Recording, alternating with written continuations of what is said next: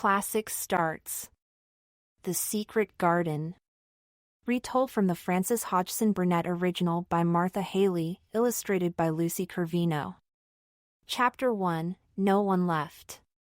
When Mary Lennox was born, no one really wanted her. Her father worked for the British government in India and had no time for raising a child. Mary's beautiful mother hadn't wanted a little girl at all, she cared only about going to parties. So their sickly, fretful baby was handed over to an ayah, an Indian nanny. Mary's ayah knew that the baby's crying made her mother angry, so to keep Mary quiet, she let her have her own way in everything. Mary grew up as selfish a child as had ever lived. Her thin face looked yellow, and her expression was sour as a lemon. Even her blonde hair wouldn't behave. Governesses were hired to teach the cross child to read and write, but they never lasted longer than a few months.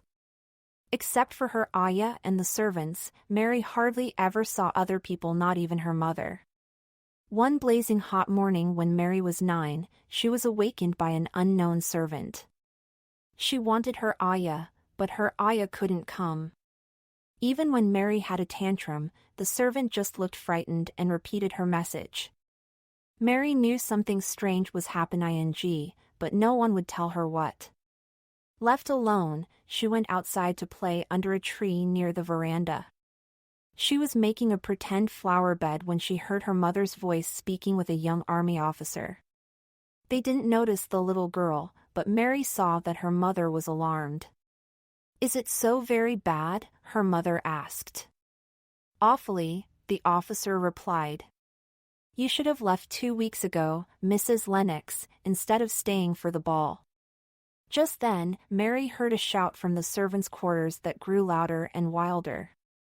"Someone has died," the officer said, his voice shaking. Mary's mother gasped and ran inside. Later Mary found out that a dread disease, cholera, had broken out. Her ayah had been the first to die, and many others were in danger.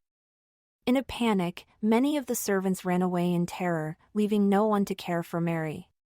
For 2 whole days, Mary hid in the nursery. Off and on, she cried and slept.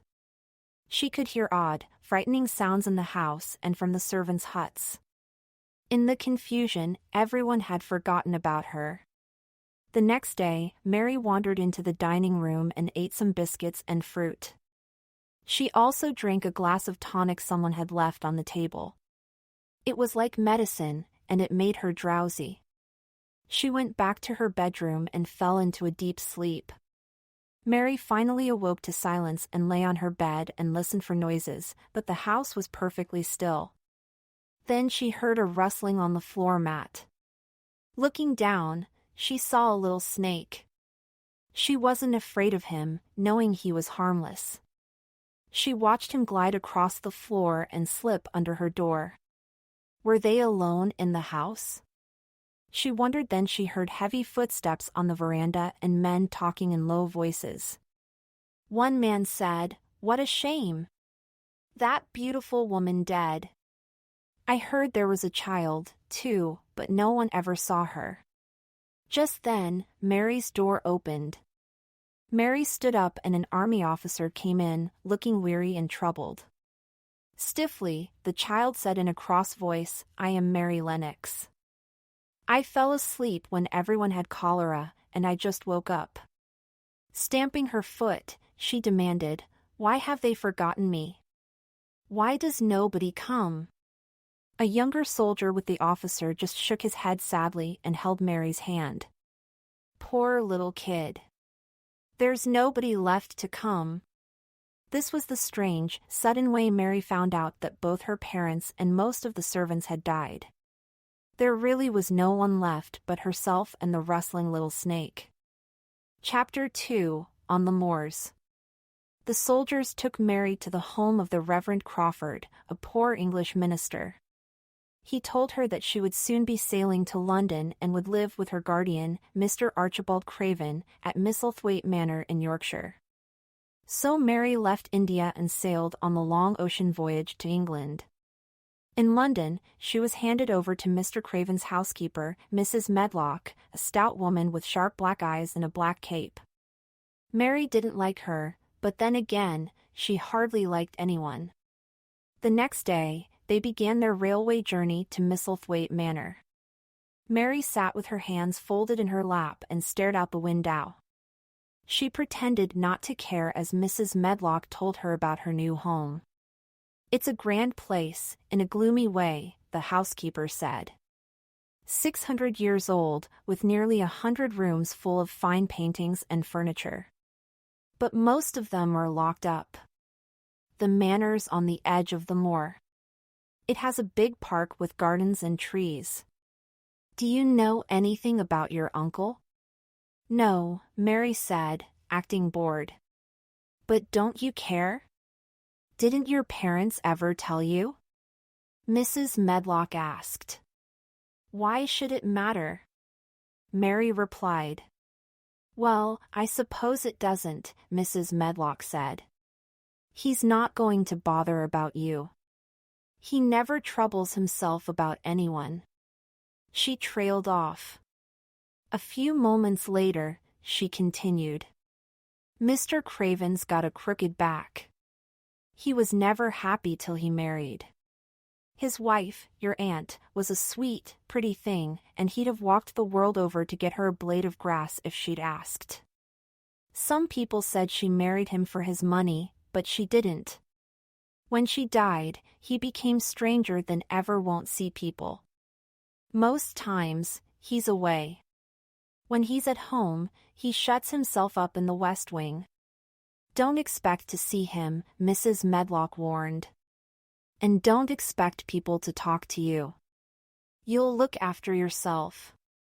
You'll be told which rooms you can go into. You can play in the garden, but don't go poking about the house. Mr. Craven won't have it." "I won't," Mary said tartly. She turned again to look out the window. Her eyelids grew heavy looking at the gray, rainy Draisley, and she fell asleep. A few hours later, Mrs. Medlock shook Mary. "Wake up," she said. "We're at Thwaite Station. Now we have a long drive across Misselthwaite." Mary stood and tried to keep her eyes open. She followed Mrs. Medlock from the train onto the railway platform. A large carriage awaited them. A footman in a long raincoat helped Mary and Mrs. Medlock inside. Then he climbed up to his seat beside the carriage driver, and they were off. In the light of the carriage's lamps, Mary caught glimpses of the tiny village of Thwaite, whitewashed houses, a church, and a few shops. After that, she saw only trees and hedges beside the road. Then there was nothing but blackness out the carriage windows on both sides. Suddenly she felt a sharp jolt. "We're on the moor now," Mrs. Medlock exclaimed. The yellow light of the carriage lamps revealed some bushes and low-growing things along the road. In the darkness, the wind made an eerie, low, rushing sound. "Is it the sea?" Mary asked. "No, not the sea, or fields, or mountains," answered Mrs. Medlock mysteriously. "The moor is just miles and miles of wasteland, and no one lives on it except wild ponies and sheep." Mrs. Medlock paused. "I think it's a dreary place, but some people like it in springtime." The carriage rattled over bridges and bumps. Mary could hear water rushing very fast under them. She felt like they were driving over a windy black ocean. "I don't like the moor," she thought. "I don't like it at all." At last the carriage stopped in a clearing in front of a very long house built around a courtyard. A single light glowed from an upstairs window. Mary followed Mrs. Medlock to a huge oak door that opened into an enormous hall with a stone floor. In the dim light, Mary could make out portraits on the walls and figures in suits of armor. She felt very small and lost in the shadowy hall. A thin old butler was there to meet them, but he didn't speak to Mary. The man said to Mrs. Medlock, "Mr. Craven doesn't want to see her. He's going to London in the morning and doesn't want to be disturbed." Very well, Mrs. Medlock replied. I can manage. The housekeeper led Mary up a wide staircase and down a dim hallway. Finally, they reached Mary's rooms. A coal fire burned in the hearth, and a table was set with supper. You can eat now. Then I'll help you get to bed, Mrs. Medlock said. You'll have this room and the nursery next door. So don't go wandering around the house. Understand? Mary understood, but she had perhaps never felt so miserable in her life. Chapter 3, A Maid Named Martha. Mary awoke to the sounds of a young housemaid kneeling at the fireplace, sweeping cold cinders into a pan. Mary watched her for a few moments. Then she glanced around the room. Even in the daylight it seemed oddly gloomy. The walls were covered with a tapestry embroidered with pictures of a forest and people in strange clothing. Mary turned to the window. She saw a great stretch of flat, treeless land. It resembled a dull purple sea. What's that? She asked, pointing toward the window. The young maid said, That's the moor. Do you like it? No, Mary said. I hate it. The maid grinned and said, You'll get used to it. It looks bare in winter, but in the summer it's covered with wild heather and smells sweet as honey. The air's so fresh and the sky looks so high, full of bees and skylarks. I wouldn't live away from the moor for anything. Mary was puzzled. In India, the servants never talked so freely. Curious, Mary said, You're a strange servant. What's your name? The maid laughed. I'm Martha, and I know I seem strange to you. I'm a country girl from Yorkshire. If Misselthwaite were like other big houses, I'd have to work in the kitchen. But this house has no mistress, and Mr. Craven's nearly always away, so I work upstairs. Are you my servant? Mary asked. I'm Mrs. Medlock's servant, Martha replied, but I'll clean your room and wait on you a bit. Mary had to listen as Martha, whose friendly voice had a soothing effect, told her all about her large family and their cottage on the moor. My brother Dickon is 12, and he's got a young pony. He found it and its mother on the moor. He give it bits of bread and grass, and it got to like him. Now it follows him around and even lets him ride it. Dickon's a kind lad, and animals like him. Mary began to take a slight interest in Dickon. This was strange because Mary had never been interested in anyone but herself. Mary had some tea and a little toast. Then Martha cleared the table. You wrap up war and go outside to play, she said. That will give you an appetite. Mary looked out the window. Why should I go out on a day like this? She asked. Everything looked gray and wintry. Martha answered, If you don't go out, you'll have to stay in. And what will you do here? Martha was right. There were no toys or books in the nursery or in the bedroom. Who will go with me? Mary asked. You'll go by yourself, of course, Martha said. Our Dickon plays on the moor alone for hours. He plays with the pony and the sheep that know him. The birds come to eat out of his hand. Mary thought that at least there would be birds to amuse her. Martha helped her into her coat, cap, and sturdy boots, and led her downstairs. At the door, Martha pointed to a gate in the bushes. The gardens are through there. You can play in all of them, except one that's locked up. Mr. Craven shut it when his wife died 10 years ago and buried the key. A bell rang, and Martha hurried away. Alone, Mary stepped outside, left to wonder about the locked garden. Chapter 4, Gardens and a Gardener. Mary went through the little gate into a big garden. It had wide lawns and winding paths, trees, flower beds, and an old gray fountain. But everything was bare, and there was no water in the fountain. At the end of a path, she came to a wall with a green door. It opened into another walled garden. Another open door led to yet another walled garden. Mary didn't know that these were kitchen gardens for growing fruit, vegetables, and herbs. They were certainly ugly in the middle of winter, she thought. She was still exploring when an old man came through one of the doors. He carried a spade over his shoulder. He didn't seem at all happy to see Mary. In her quite sharp voice, she asked, "What is this place?" Gruffly, he answered, "A kitchen garden. There's another beyond that door, and an orchard on the other side of that." "Can I go play in them?" Mary asked. "If you want, but there's nothing to see." Mary turned away and walked to the next green door. She entered a garden with beds of winter vegetables, some covered by glass frames. She found another wall with a green door, which was closed. Could it be the garden that no one had entered for 10 years? Mary grabbed the door handle, hoping it wouldn't open. But the handle gave way. She entered an orchard of bare fruit trees. Walls surrounded the orchard, but no more doors.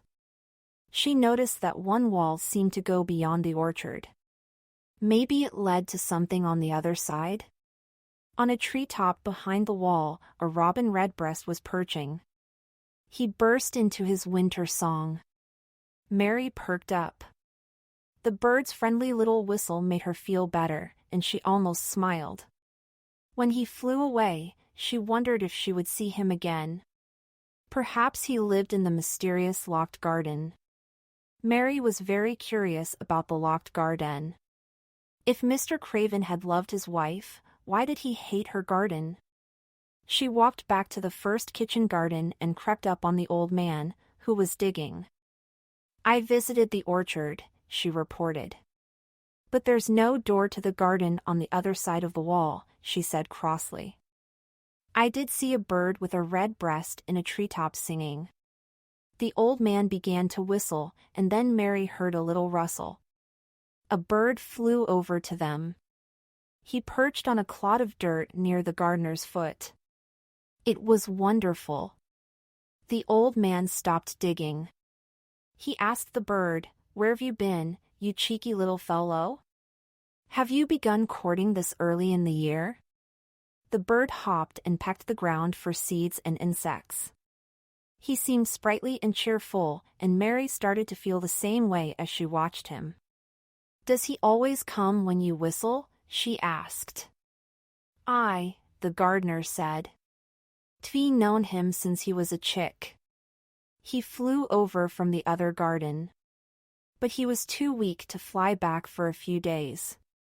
That's when we got friendly. He's a robin redbreast. They're the friendliest, most curious birds alive. See? He knows we're talking about him. He's a stuck-up one," the gardener chuckled. "Where's his family?" Mary asked. "Don't know. When he was strong enough to fly back to his nest, his brood had gone. But he's smart. He knew he was lonely, and he flew back to me." Mary took a step nearer the robin and looked at him very intently. "I'm lonely," she confided. Until then, she had only felt cross but didn't know why. The gardener stared at her. "Coming here from India, it's no wonder," he said. Then he began to dig again. "What is your name?" Mary asked. "Ben Weatherstaff," he said. "I'm lonely, too, except when he's around. He's my only friend." "I've never had a friend," Mary said. "You and me are a good bit alike," Ben Weatherstaff said. "We both have faces like sour pickles. And we both act as sour as we look. Same nasty tempers, I guess." No one had ever spoken so plainly to Mary. She wondered if she really did look as sour as he said. A clear, rippling sound broke through her thoughts. The robin had flown into an apple tree nearby and was singing. Old Ben laughed. He wants to make friends with you. Mary looked up at the robin. In a voice as soft and eager as any child's, she said, "Would you make friends with me? Would you? You said that's so nice and human." Ben exclaimed. Almost like Dickon when he talks to the wild creatures on the moor. Do you know Dickon? Everybody knows him. Mary wanted to know more, but just then the robin spread his wings and flew away. Mary watched him go. She cried out, "He's flown into the garden with no door." "He lives there," Ben said. "Maybe he's courting some lady robin who lives in the old rose trees." "Are there roses in the garden?" Mary asked. She had seen roses in India. There were 10 years ago, Ben mumbled to himself. "Where's the door?" Mary asked. "Nowhere anyone can find," Ben said roughly. "And it's nobody's business. Don't you go poking your nose where it doesn't belong. Get on now and play. I've got work to do." Then he hoisted his spade onto his shoulder and trudged away. Chapter 5, A Cry in the House. For a while, every day was like Mary's first. Martha would bring her breakfast and help her dress. Mary would complain more than she ate. Then she'd go outside to explore the gardens. But after several days, she woke up feeling hungry. "It tastes nice today," she said of her porridge. "It's the fresh moor air that's given you an appetite," said Martha. "You keep playing outdoors. It'll soon put flesh on your bones and color in your cheeks." "I have nothing to play with," Mary replied. "You've got sticks and stones," Martha exclaimed. "My brothers and sisters play with what they can find. They run and shout and look at things." Mary did look at things in the gardens. Sometimes she saw Ben Weatherstaff, but he was always too busy to pay attention to her. She discovered a long walkway outside the garden walls, where thick ivy grew. Mary found a place at the end of the walkway where the ivy was extra thick and bushy. She wondered why it had not been trimmed like the rest. One day she was staring up at a long tendril of ivy swinging in the wind. Suddenly she saw a flash of Red the robin redbreast perched atop the wall. "Oh!" she cried out. "Is it you?" It didn't seem odd to talk to him. He twittered and chirped back. To Mary, it seemed that he was saying good morning and inviting her to come along with him. Mary laughed. She ran after him as he hopped and took short flights. "I like you," she cried out. She made chirping sounds and tried to whistle, and the robin seemed pleased. He flew up to a treetop to sing, behind the orchard wall on the other side of the garden. He must live in the garden without a door, she thought. She ran up the path and back through the kitchen gardens to the orchard. She went straight to the wall where she had first seen him. There he was just finishing his concert. "It is the secret garden," she said to herself. "I am sure it is." She searched again for a door in the orchard wall, but still found nothing. So she ran all the way back to the long path that wound along the ivy-covered wall.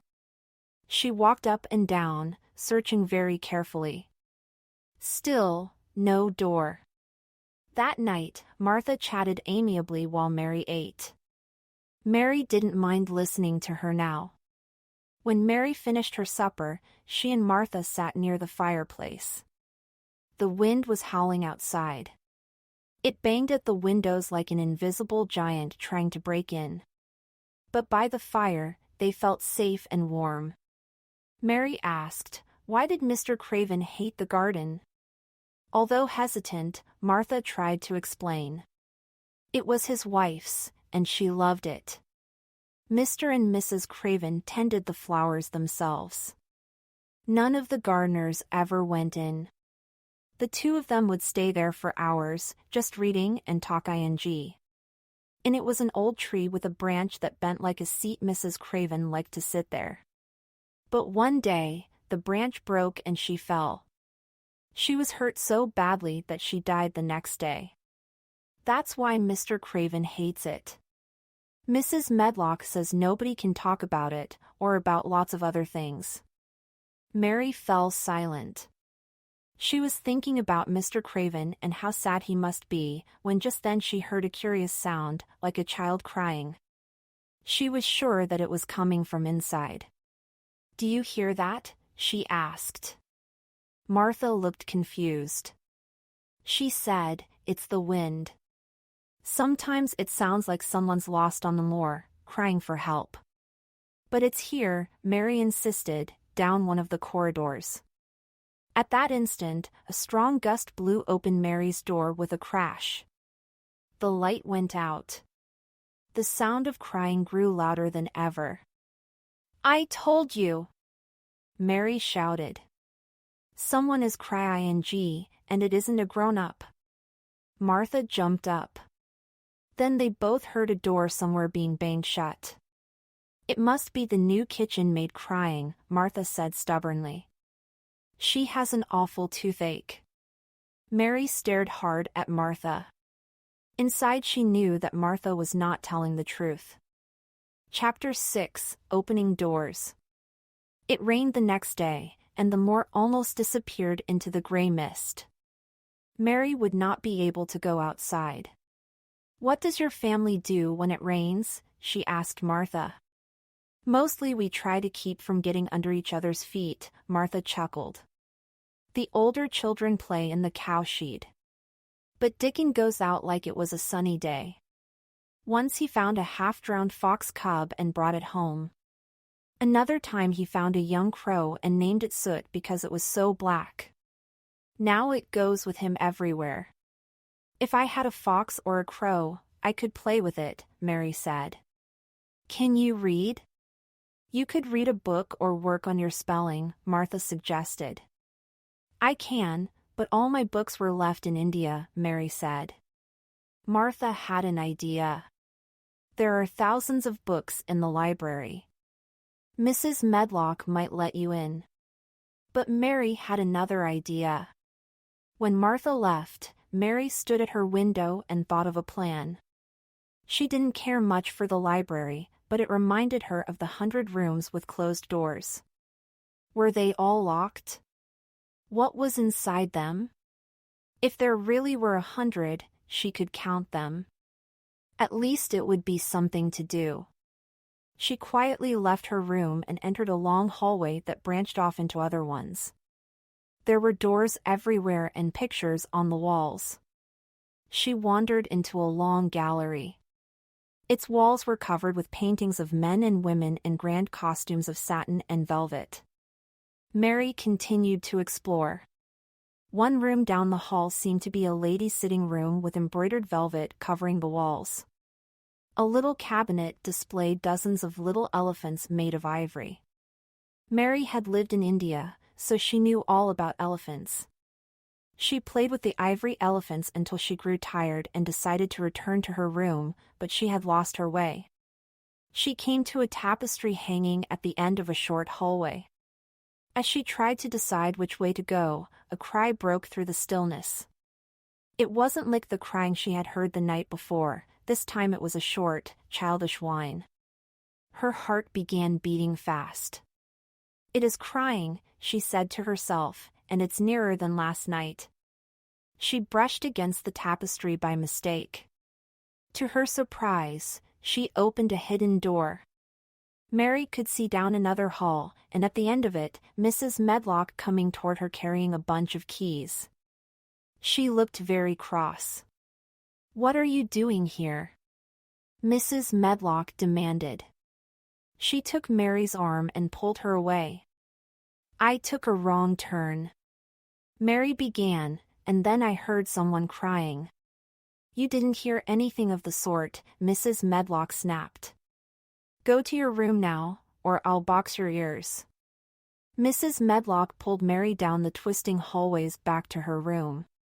"Stay where you're told or you'll be locked in," the housekeeper warned sharply. Then she left, slamming the door. Mary sat by the fireplace. She was furious, but she didn't cry. She thought about what she discovered that morning, the maze of rooms, the ivory elephants, and the crying someday she would discover who it was. Chapter 7, A New Discovery. 2 days later, the weather cleared. For the first time, Mary could see the moor in full sunlight. The sky was unlike any she'd ever seen. It was a sparkling deep blue. Small white clouds dotted the sky. The moor looked softly blue, not the dreary purple-gray that Mary was used to. Martha explained, "The colors are beautiful this time of year. The storms go away for a while because spring is on the way." "I thought it was always rainy and dark in England," Mary said. "Not at all." Martha laughed. "Yorkshire can be the sunniest place in the world. Just wait till the wildflowers bloom. Hundreds of butterflies flutter in the air. The bees hum and the skylarks sing. You'll want to be on the moor all day, just like Dickon." "I wonder what Dickon would think of you," Martha said, smiling. "He wouldn't like me," Mary replied in her cold tone. "Nobody does." "But do you like yourself?" Martha inquired kindly, as her own mother had asked her when she was in a bad mood. Mary didn't answer for several moments. Then she said, "Not really, not at all. But I never thought about it before." After Martha left, Mary felt lonelier than ever. Mary hurried to the garden and ran around the old fountain 10 times. She counted each lap and felt better when she had finished. She looked up again at the blue sky and tried to imagine lying on a fluffy white cloud and just floating. Then she went into one of the kitchen gardens, where Ben Weatherstaff and 2 other gardeners were working. Old Ben said to Mary, "Springtime's coming. Can you smell the good, rich earth?" Mary sniffed. She thought she could smell something fresh and damp. She thought that the good weather had made Ben warmer, too. Mary was watching Ben dig when she heard a soft rustling.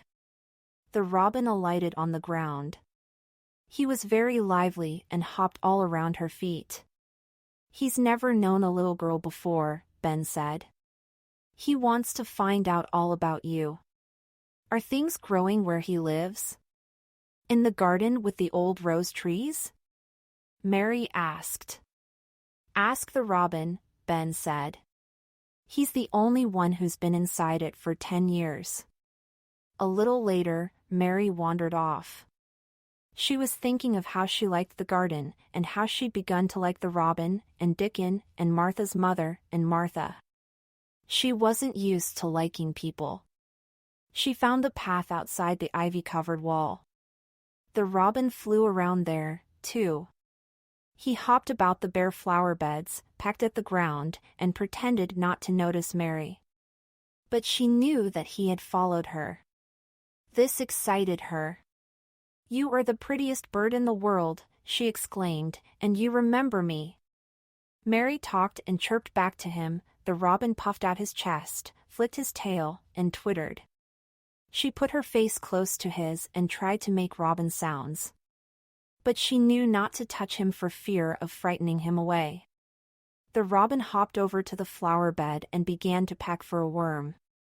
Then Mary noticed something in the dirt. It looked like a rusty ring of iron or brass. She waited until the robin flew back to a treetop. Then she reached down.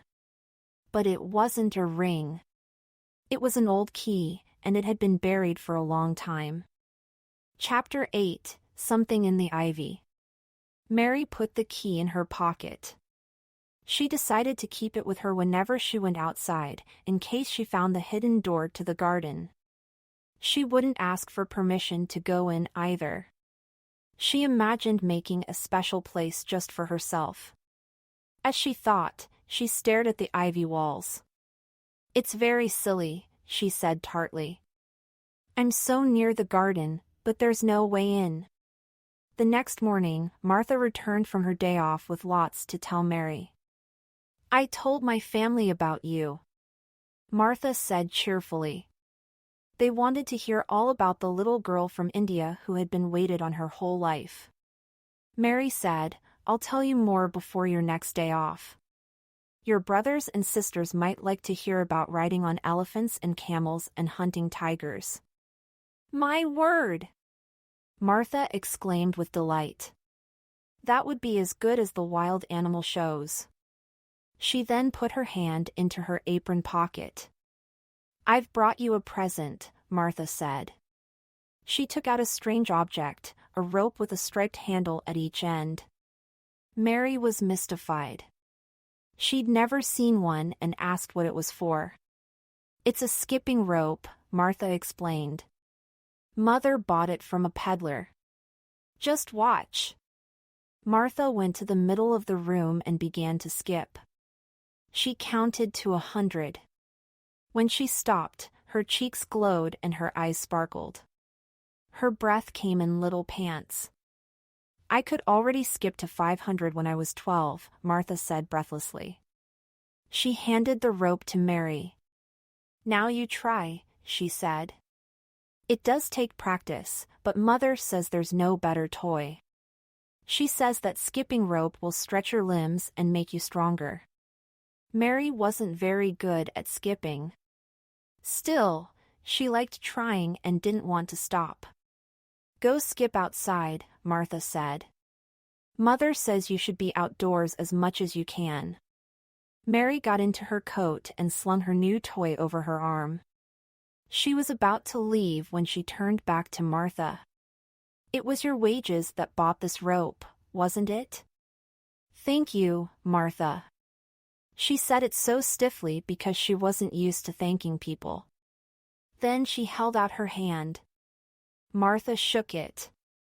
The handshake was a little formal, but Martha understood that Mary wasn't used to showing her feelings. Outside, Mary began to skip rope while counting. She skipped around the fountain, then into the kitchen garden. Ben Weatherstaff was there with the robin. "Well," he declared, "perhaps you are a youngster, not an old lady with sour buttermilk in her veins." "I can only skip to 20, Mary said, "but I'm getting better." "You keep on going," Ben said. "That robin will want to see you, I'm sure." So Mary skipped into the orchard. She wasn't used to so much exercise, but the more she skipped, the easier it became. At last, she reached the path beside the ivy wall. The robin was perched on a long branch in the thickest part of the ivy, chirping overhead. Mary laughed at him. "You showed me the key yesterday," she called out, "but I don't believe you can find the door." Then something happened that could only have been magic.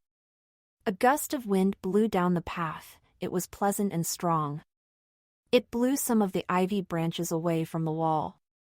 They stirred like window curtains in a breeze. Mary grabbed the loose ivy.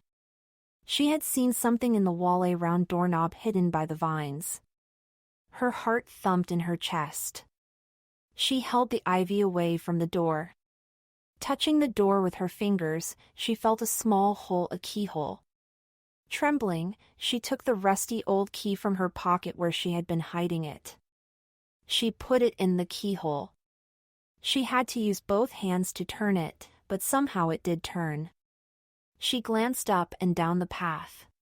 No one was coming, so she took a deep breath and pushed. Very slowly and creakily, the door opened. She slipped inside and shut the door behind her. She was now inside the secret garden.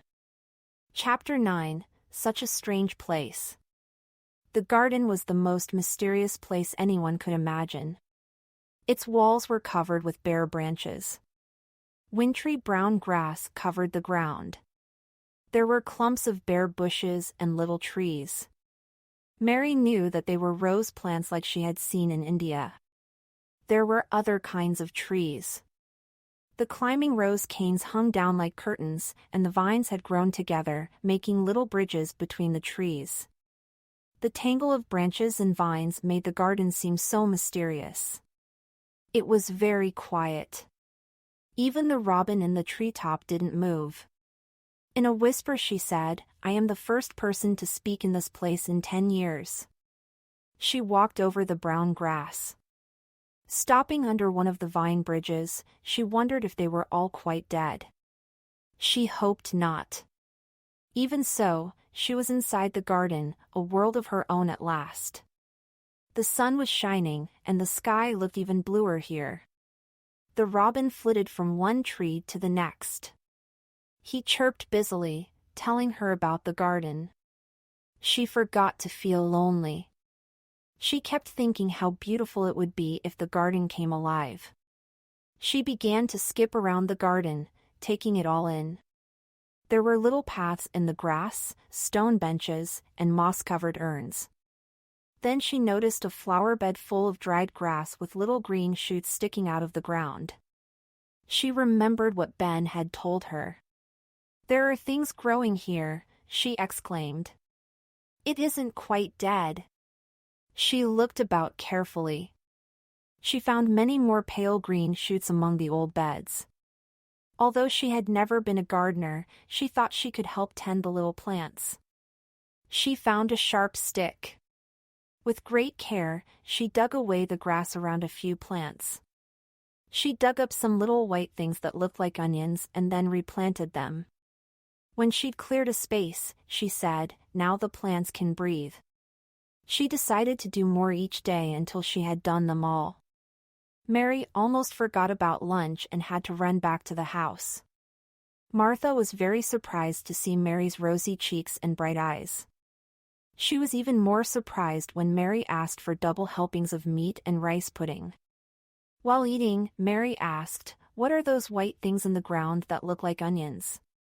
"They're bulbs," Martha said. "The little ones are snowdrops and crocuses. The bigger ones are daffodils, and the biggest are lilies and irises. Those flowers live a long time. They spread out and have little ones. Dickon planted bulbs all around our cottage." "Does Dickon know about flowers?" Mary asked. "Our Dickon can make flowers grow on a stone wall," Martha said with pride. "Mother says he just whispers things out of the ground." Mary finished her pudding and went to sit by the fireplace. "I wish I had a little spade," she said. "Whatever for?" Martha asked. Mary didn't want to give away her secret.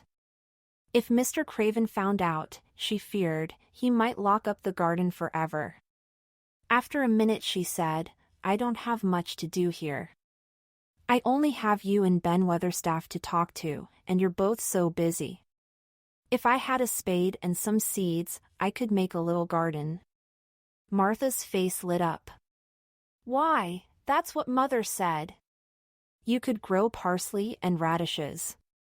Your mother knows so many things, doesn't she?" Mary said. "She says that a mother who raises 12 children learns more than the ABCs," Martha chuckled. "Now, I've seen little garden sets at the shop in Thwaite. There's a spade, a rake, and a fork that cost but 2 shillings. I have that!" Mary almost shouted. "Mrs. Medlock gives me 1 shilling every week." Martha said, "If we write Dickon a letter, he can buy the tools. And some flower seeds, too. Can you print?" Mary nodded eagerly. "I have some chores to do for Mrs. Medlock," Martha said, "but I'll come back as soon as I can with some paper and a pen and ink." So Mary didn't get to go back to the garden that day. When Martha returned much later, together they printed a nice letter to Dickon and Martha signed it. "Put your money in the envelope. Dickon will buy your tools, and he can bring them to you. Then I shall meet the boy who tamed foxes and crows." Mary exclaimed.